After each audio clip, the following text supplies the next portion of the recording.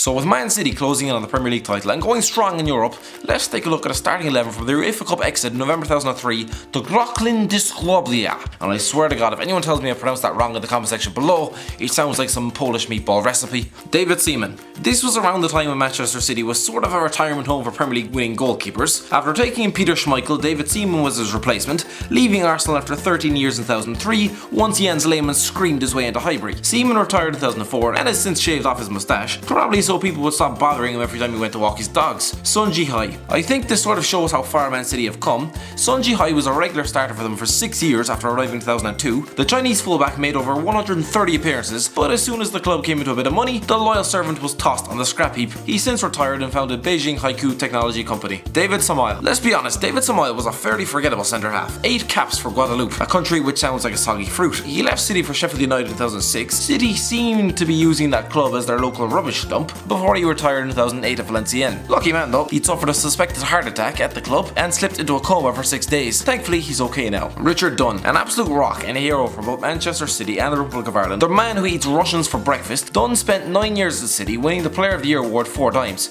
And then as soon as the club found a bit of coin, he was unceremoniously shelved to Aston Villa, with City claiming they needed the money, which is a bit like a PewDiePie set up a Patreon. Dunne retired in 2015 after being released by QPR and has since gone on to live in the south of France because why not, sure. SYLVAIN DISTIN, an underrated defender of his time, SYLVAIN DISTIN spent 5 years at Man City after arriving from PSG in 2002. This man played for Man City while they had Sun Ji-hai in the team and was at PSG when they were stuck in the UEFA Cup. How times have changed. The 40-year-old was released by Bournemouth in June 2016. I'm not sure if he's forgotten to tell the world, but officially the man has not retired and is still a free agent. I'm guessing he's still going to be on that list in another 10 years. SHAUN Wright-Phillips. SHAUN Wright-Phillips was arguably the gem in that Manchester City team, the cash cow the owners were going to milk dry. Destined for big things, the then 22-year-old was making waves at City before being flogged at Chelsea for £21 million in July 2005. 3 years of bench warming later, he returned a broken shell of a player to a club undergoing a financial makeover. The ignominy of numerous relegation battles with QPR were next on the agenda, before the even further embarrassment of struggling in the MLS with New York Red Bulls, with his brother Bradley, a former City bench warmer, looking like Thierry Henry in comparison. Steve McManaman. Champions League winner Steve McManaman was winding down in 2003,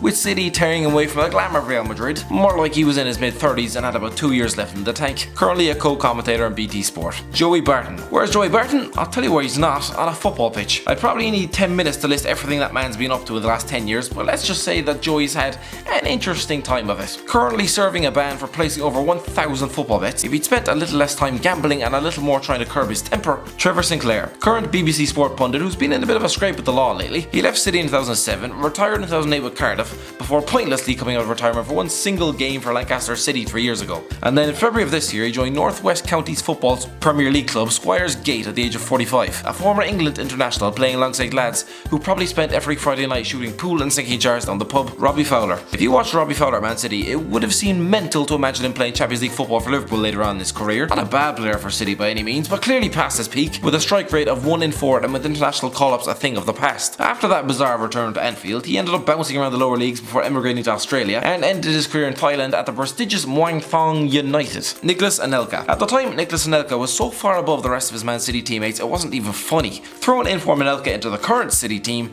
and he'd probably look like Berahino struggling for a touch. The erratic frontman was sold to Fenerbahce in 2005 but returned to England via Bolton, just a stepping stone really, before signing for Chelsea, where he blew their Champions League dream in his debut season. Sort of got off the hook easy for that one though. I think he has JT to thank for that. A couple of failed Chinese moves, international spats and 3 quenelles later, he retired in 2015 at Mumbai City, having effectively exhausted almost every other football club on planet Earth.